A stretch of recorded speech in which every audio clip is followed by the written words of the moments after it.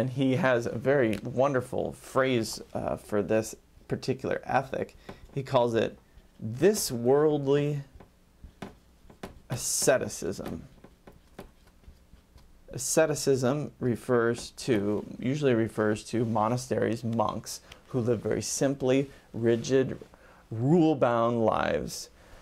But Weber says, whereas monks who are put in a monastery away from the world do this ascetic activity because they're oriented, because they're within the Catholic tradition and oriented towards an other world.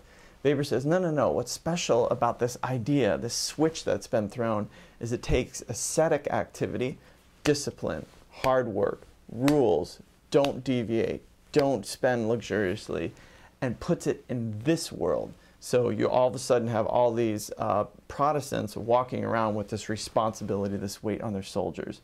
And according to Max Weber, this is called the Protestant ethic. So that phrase, work ethic or Protestant work ethic, that's what this is called in Weber's terminology. And for Weber, this is the intent, this is the motive behind all the behaviors that add up to capitalism.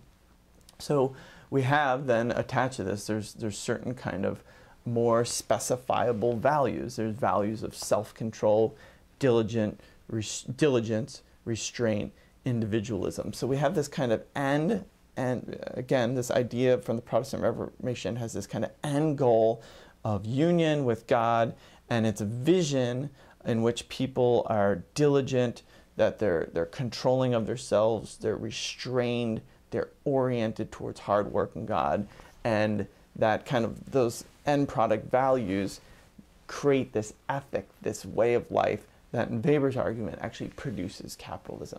So it's kind of a stunning argument. It's really closely historical argued.